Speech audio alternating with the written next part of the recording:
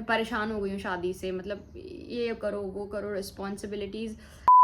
Glasses लगा दूँ? हाँ हाँ चलो जल्दी, लेट हो रहा है। बाय रूट्स, मम्मा ड्राइविंग सीखने जा रही है, जल्दी आ जाएगी, 40 मिनट में। ओह मेरा बच्चा, मैं पहन लूँ इसको?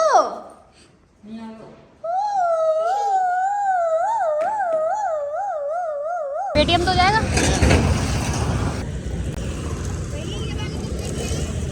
बदमाश बेटा, ये आपने क्या किया बेटू? ये चौक चलाने के लिए इतना महंगा लैपटॉप लिया है हमने, ये क्या कर रहे हैं? जो ना करें प्लीज।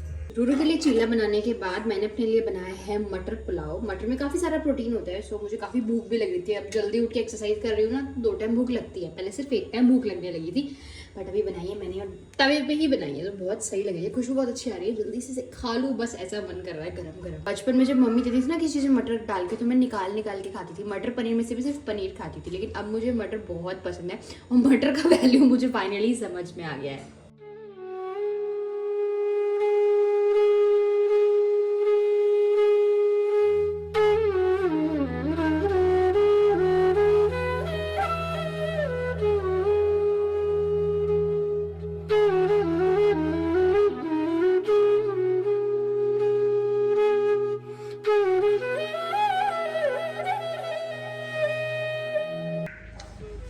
कैसे बोल रहे हो फालतू?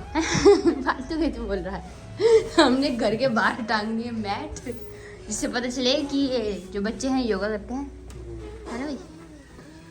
चलो आटे मिलते जल्दी कैसे आ गई?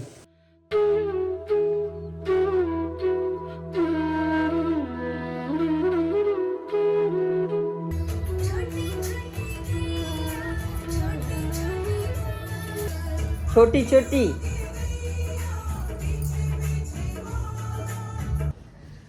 तो मैं ना आज ऐसी बैठी थी, तो मैं कुछ सोच रही थी। शुरू में जब शादी होती है तो चीज़ें कितनी ऐसा लगता है कितना अच्छा हो रहा है सब, एक दूसरे में कोई कमी नहीं दिखाई देती, ऐसा लगता है सब अच्छा ही अच्छा है, कुछ गलत नहीं है, सामने वाला बंदा कितना अच्छा है, केयरिंग है। लेकिन जैसे जैसे हमारी शादी आगे बढ़ती चली जाती है, कुछ साल गुजर जाते हैं, तो हमें एक दूसरे की कमियां दिखाई देने लगती हैं। हमें ऐसा लगता है कि शायद वो इंसान बदल गया है, ऐसा वो पहले नहीं था। एक पॉइंट ऑफ टाइम पे आके ऐसा भी लगता है कि हम क्यों हैं इस इंसान के साथ। आई थिंक ये बहुत सारे लोगों के साथ होता है एंड इट्स कम्प्लीटली नॉर्मल। इसमें कुछ वो नहीं है कि ये गलत है या सही है, इट्स अ ह्यूमन बिहेवियर। और ये आई थिंक होना एक प्रोसेस है, एक फ्लो है ये हर चीज़ का। तो हमें ऐसा लगता है कि यार पता नहीं लाइफ कैसी जा रही है, सब खराब चल रहा है, but you know what, I realise something कि एक रिलेशनशिप को इंटैक्ट रखने के लिए सबसे ज़्यादा ज़रूरी है कि आप कल की बात को आज कैरी फॉरवर्ड ना करें। मैंने जनरली देखा है कि जब भी कोई भी सिचुएशन ऐसी आती है कि मतलब मेरा मन ख़राब है, मेरे दिल से लड़ने का मन कर रहा है, तो वो ज़्यादातर ऐसा ही होता है कि कोई कल की बात या कुछ थोड़ी देर पहले कही हुई बात, उसकी वजह से मुझे गुस्सा आ रहा होता है। और फिर वो, या फिर दिवेश के साथ भी ऐसी होता है कि हम कोई चीज़ पुरानी पकड़ के फिर हम नेक्स्ट जो बात हमारी हो रही है उसमें भी उस चीज़ को इंक्लूड कर लेते हैं, मतलब अपना बिहेवियर बदल देते हैं। नेगेटिव थॉट्स आते हैं, ऐसा लगता है कि सामने वाला बंदा हर चीज़ फिर गलत ही गलत बोले जा रहा है। वो कुछ सही भी बोलते हैं तो हमें ऐसा लगता है कि नहीं, ये हमें पॉइंट आउट करके ही बोल रहा है। That actually happens with everybody. तो मैंने एक चीज़ सीखी है कि जितना हम कल को कैरी फॉरवर्ड करेंगे ना, कुछ चीज़ें ऐसी होती हैं जो सॉर्ट आउट होनी ज़रूरी है, तो तभी के तभी सॉर्ट आउट कर लो। अगर वो नहीं हो रही है तो उस चीज़ को छोड़ दो। अगर हम छोटी छोटी बातों को उठाकर लेके चलेंगे ना, उसने मुझे कल ऐसे बोल दिया, ये सेम विद जॉइंट फैमिली या फिर अपने ससुराल में भी आप देखोगे, सास ने मुझे ये बोल दिया, ननद ने मुझे ये बोल दिया। अगर हम उन चीज़ों को जैसे पाइल अप करते चले जाते हैं ना, कि जब मैं नई नई आई थी तो मेरी सास ने ये बोला था, फिर ये बोला था, फिर ये बोला था, तो हम एक पूरा ऐसे भंडार बना लेते हैं चीज़ों का, और उसके हिसाब से हम सामने वाले इंसान को उसकी हर एक सही गलत चीज़ पे जज करते हैं। एंड ऑब्वियसली फिर हम नेगेटिव ही सोचते हैं उसके बारे में। सिमिलरली ऐसे हस्बैंड के साथ भी होता है, पुरानी बातों को उठा के अगर हम इकट्ठा करते चले जाएंगे, तुमने तो मेरे साथ ये किया था, तुमने वो किया था। सिमिलरली फॉर हस्बैंड्स की, तू तो ऐसे करती है, तूने ऐसे किया है, कंपैरिजन स्टार्ट हो जाते हैं। Husband starts comparing you with others. आप भी अपने हस्बैंड को किसी और से कंपेयर करते हो कि यार उसका पति तो ऐसा है।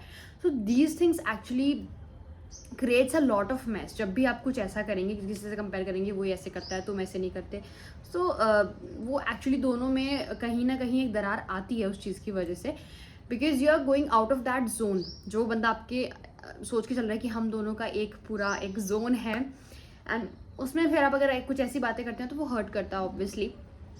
तो इट्स बेटर कि हम ऐसी चीज़ों को दिल से ना लगाएं। मैंने तो यही सीखा है, कुछ भी ऐसा होता है या फिर कोई बात किसी भी चीज़ के बारे में बोली गई है, कोई किसी गलती पे आपकी कुछ बोला है आपके हस्बैंड ने, या फिर कोई जनरली भी ऐसे बोल दिया है और आपकी लड़ाई हुई किसी बात पे, तो अगर आप उसको कल तक भी कैरी फॉरवर्ड करेंगे तो वो चीज़ हमेशा ख़राब होती है, एंड फिर आपका बिहेवियर बदलता चला जाता है, नेगेटिविटी इतनी बढ़ जाती है कि आपको ये लगता है कि मैं क्यों हूँ इनसे इंसान के साथ। और वो थॉट अगर ज़्यादा बढ़ जाए, ज़्यादा पाइल्ड अप हो जाएं चीज़ें ऐसे आपके दिमाग में, तो वो बहुत डेंजरस हो सकता है।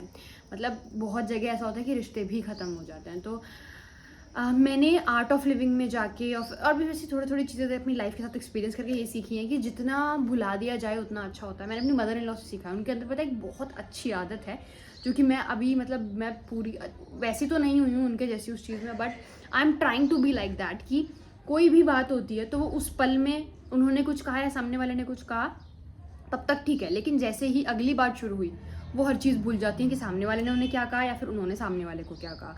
And this is the best thing, जिसकी वजह से ना यू नो कि वो अपने बच्चों में इतने अच्छे से एडजस्ट कर पाती हैं। तो वो चीज़ मैं उनसे अभी सीख रही हूँ कि कल की चीज़ों को या फिर थोड़ी देर पहले चीज़ों को अगर हम दिल से लगा के बैठ जाएंगे, उस मोमेंट की बात को दिल से लगा के बैठ जाएंगे, तो हम अपने आने वाले सारे मोमेंट्स ख़राब कर देंगे। तो that's what I have learned कि जितना हो सके फ्यूचर मतलब ज़्यादा पास्ट में ना जी के प्रेजेंट में जी कि हाँ ठीक है जो हो गया हो गया। कभी कभी पता है क्या होता है, जब हम नेगेटिव थॉट्स पे आते हैं ना, कमियां किसी इंसान की ढूंढने लगते हैं, तो हम सिर्फ उसके नेगेटिव पॉइंट्स के बारे में ही सोचते हैं, उसने अच्छा क्या किया है वो हम भूल जाते हैं। सिमिलरली विद द हस्बैंड्स, वो हमें कुछ कह दें, कुछ भी बात हो जाए तो हम उनकी सिर्फ कमियां ही ढूंढेंगे, ये नहीं करता, ये मुझे ऐसे बोलता है, ये वैसा करता रहता है, और फिर ऑब्वियसली लड़ाई होती है। मेरे साथ भी ऐसा होता है, it's completely fine, I think सबके साथ ऐसा ही होता है।